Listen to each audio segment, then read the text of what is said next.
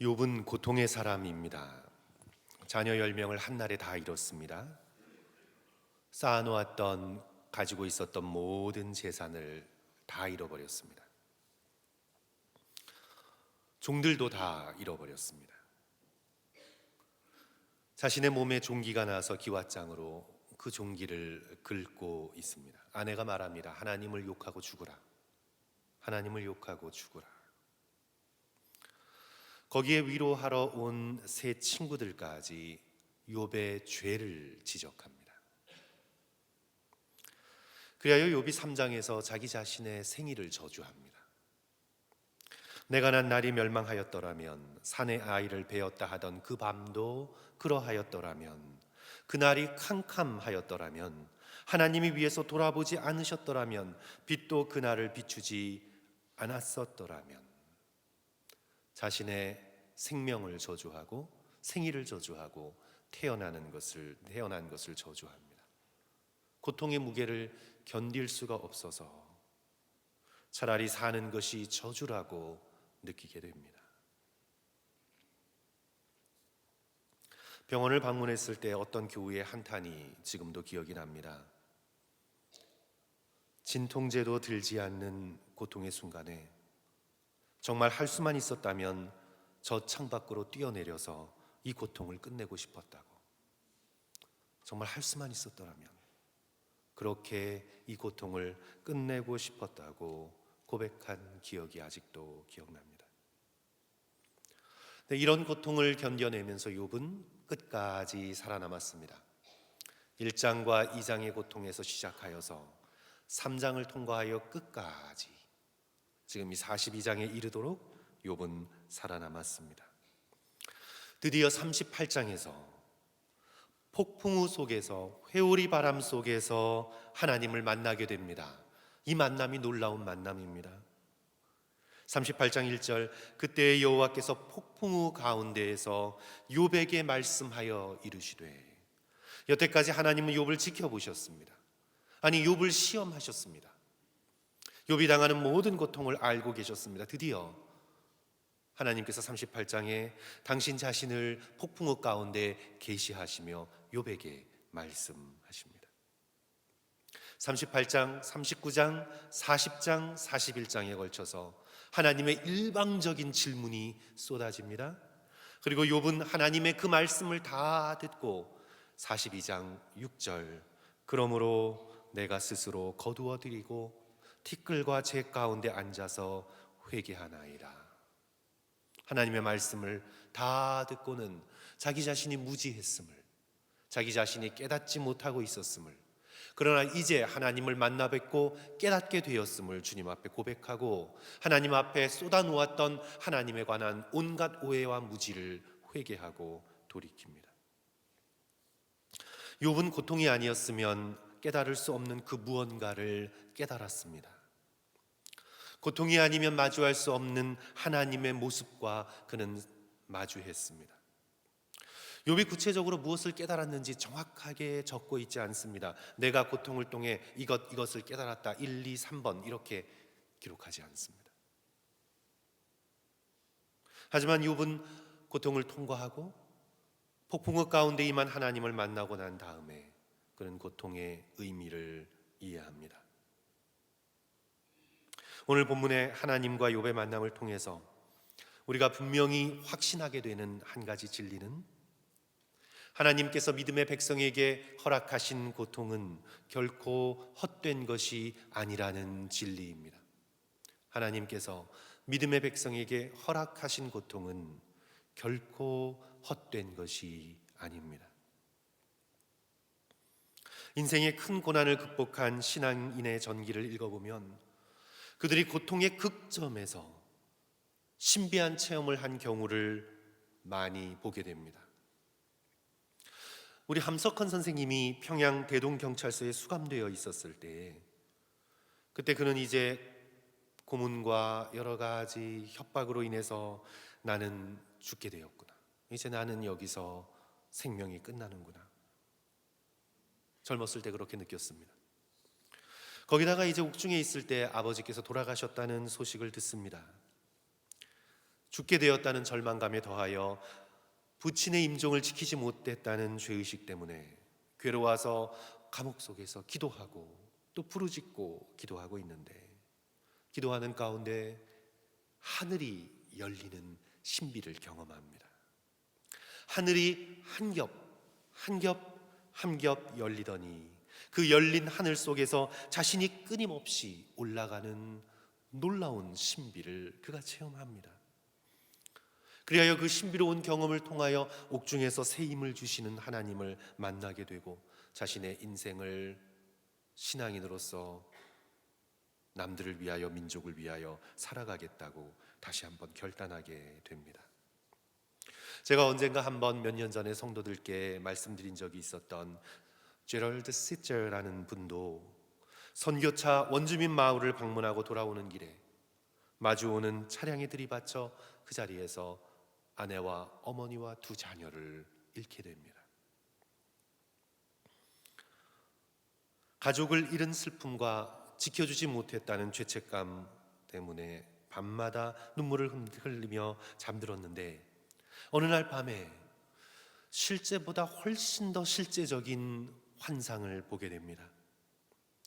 형언할 수 없는 밝은 빛 아래서 사고의 순간이 한 장면 한 장면 너무나 선명하게 다시 보게 됩니다. 실제 사고보다 정말 어떤 일이 있었는지, 실제적인 사고에서는 보지 못했던 한 장면 한 장면에 너무나도 선명한 그 장면을 전부 다 꿈속에서든 환상에서든 그가 보게 됩니다.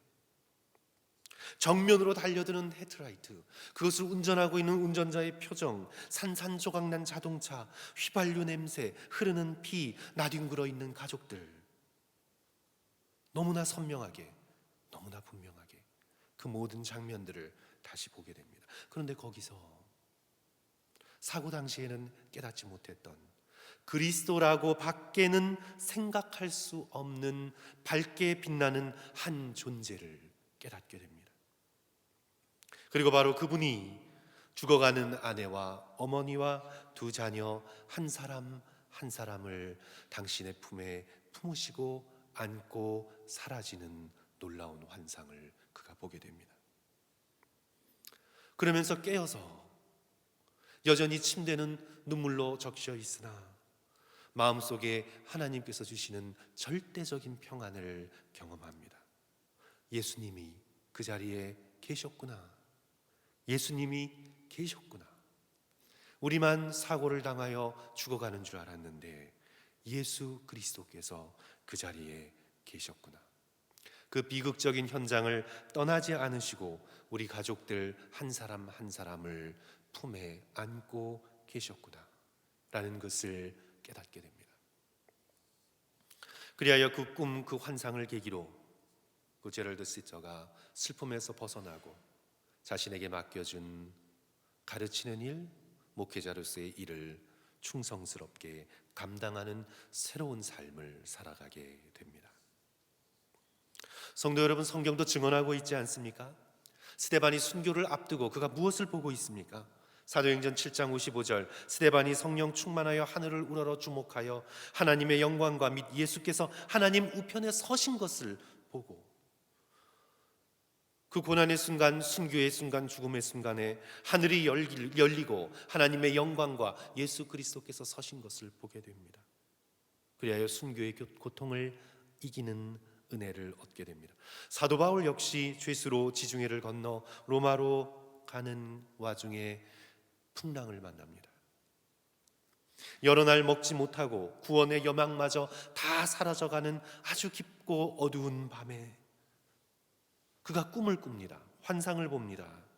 내가 속한 바 곧 내가 섬기는 하나님의 사자가 어젯밤에 내 곁에 서서 말하되 바울아 두려워하지 말라.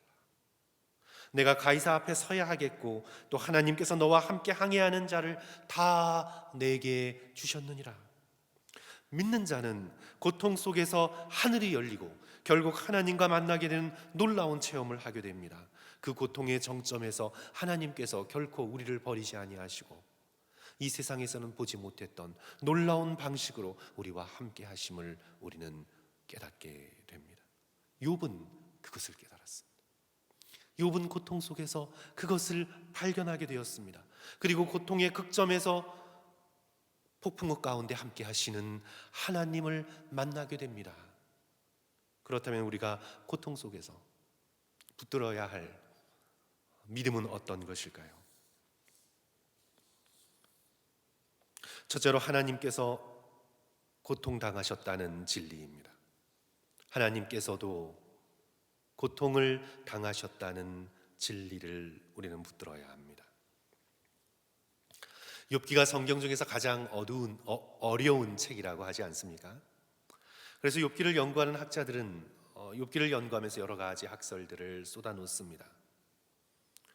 그런데 이 38장, 39장, 40장, 41장을 연구하면서 학자들은 하나님께서 욥에게 쏟아내시는 질문을 주목합니다.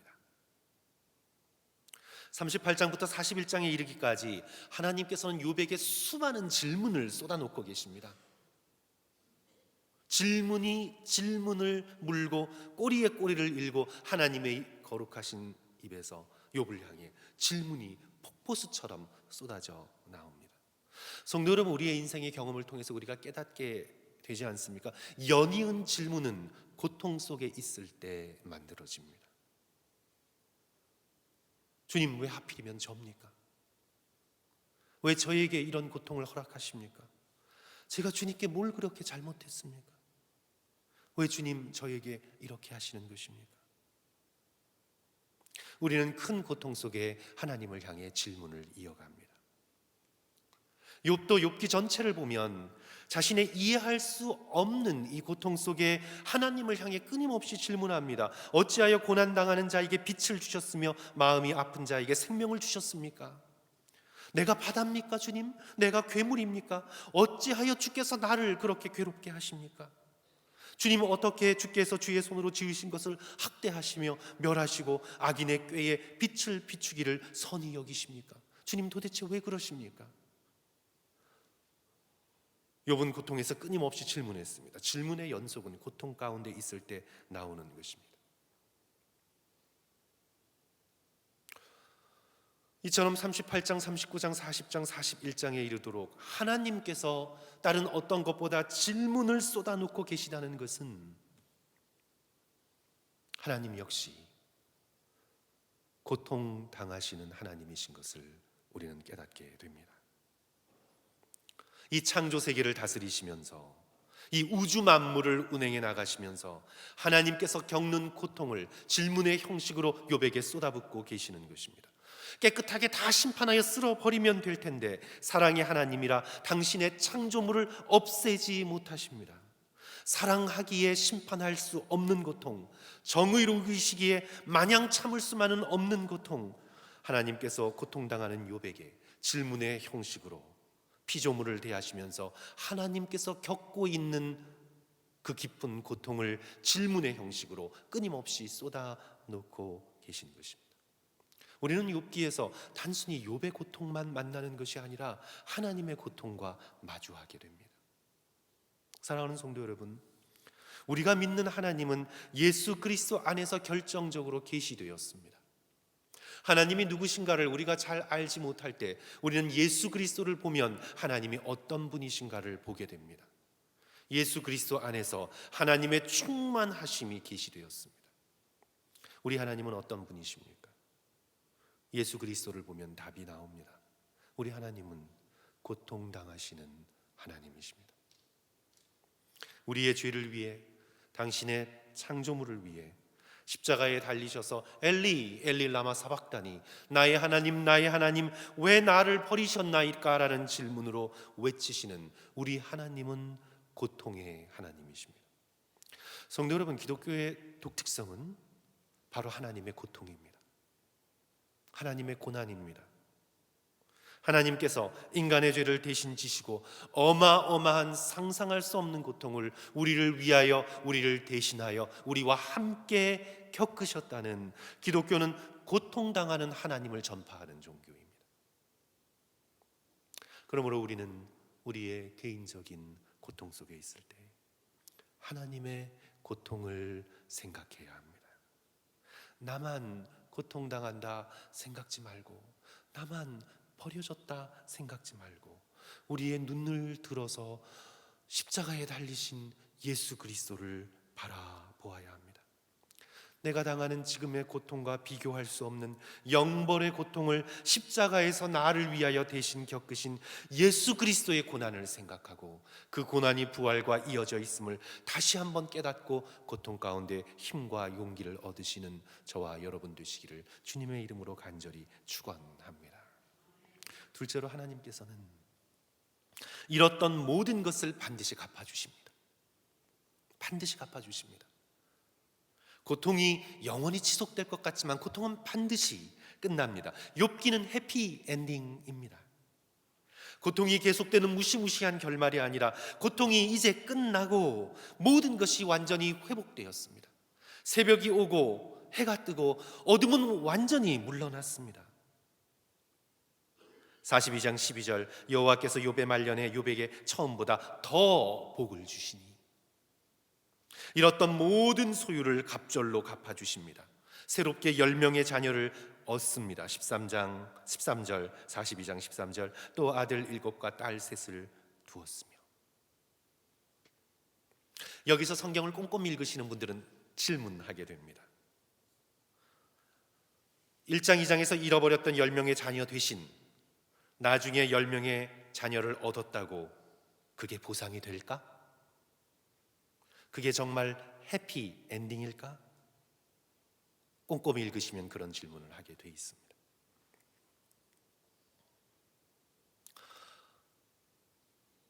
몇몇 학자들이 참 흥미로운 해석을 합니다. 성경의 본문은 거기에 대하여 실질적인 대답을 주고 있지 않습니다. 그런데 몇몇 학자들이 참 흥미로운 해석을 하는데, 성도 여러분, 모세 율법에 따르면 온전한 보상이 되기 위해서는 잃은 것의 2배를 주어야 합니다. 그래서 42장 10절 후반부에 여호와께서 욥에게 이전 모든 소유보다 갑절을 주셨다, 2배를 주셨습니다. 잃었던 모든 것의 2배를 주셨습니다. 마찬가지로 잃은 10명의 자녀도 완전히 갚아주시려면 몇 명을 주셔야 합니까? 20명을 주셔야 합니다. 2배를 주셔야 합니다. 자녀도 고대 세계에서는 아버지의 소유였습니다. 2배를 주셔야 합니다. 그런데 13절에 보면 몇 명을 주십니까? 아들 7과 딸 3, 다시 10명을 주십니다. 하나님께서 계산을 잘못하신 걸까요? 하나님께서 보상해 주시려면 상징적으로 몇 명을 주셔야 하면 20명을 주셔야 합니다. 그래서 학자들이 결론 내리기를, 그리스도인 학자들이죠, 하나님의 의롭고 공평하시고 생명 되신 성품에 미루어 볼 때, 하나님의 성품에 미루어 볼 때 욥기 1, 2장에서 죽었던 10명의 자녀들이 어떤 형태로든 살아있다는 것을 전제로 합니다. 하나님 안에서는 모든 것이 살아있습니다. 앞에 죽었던 10명의 자녀들이 죽고 사라지고 없어지고 허무하게 끝난 것이 아니라 어떤 형태로든 우리가 이해할 수 없는 놀라운 형태로 하나님의 품 안에 살아있다는 것을 전제로 합니다. 욥기의 마지막의 장은 오늘 우리에게 부활신앙을 전제로 하고 있습니다. 욥기 1, 2장에서 잃었던 10명, 잃었다고 생각됐던 10명의 자녀들, 그리고 42장에서 새로 주신 10명의 자녀들, 도합 20명의 자녀들, 우리 하나님께서는 공평하게 의롭게 당신의 완전한 보상을 이루어 주십니다. 이 말씀의 포인트는 하나님 안에서는 어떤 것도 잃지 않고 모든 것이 회복된다는 굳센 믿음입니다. 남편을 에콰도르 정글에서 잊어버렸던 짐 엘리엇의 선교사의 아내 엘리자베스 엘리엇이 이런 말을 했습니다. 결국 하나님 안에서는 한 명도 잃어버려지지 않는다. 하나님 안에서는 한 명도 잃어버려지지 않습니다. 하나님 안에서는 모든 것이 회복됩니다. 2배가 아니라 수천만 배, 아니 상상할 수 없을 영광스러운 풍성함으로 하나님께서 회복해 주십니다. 사랑하는 성도 여러분, 욥은 고통 속에서 하나님을 만나고 고통의 문제가 풀렸습니다. 논리적으로 인간의 단어를 사용하여 내가 무엇을 깨달았는지 다 얘기할 수 없지만 고통은 신비입니다. 다 알 수 없지만 자신이 겪어왔던 고통이 결코 무의미한 고통이 아니었음을 그가 깨닫게 됩니다. 성도 여러분, 우리 역시 인생을 살아오면서 크고 작은 고통을 통과해 왔고 앞으로도 고통이 기다리고 있습니다. 그렇지만 우리는 다시 눈을 들어서 십자가를 바라보며 굳센 소망을 가지게 됩니다. 나의 고통의 때 하나님께서도 저렇게 고통당하셨구나. 주께서 얼마나 힘드셨을까? 얼마나 아프셨을까?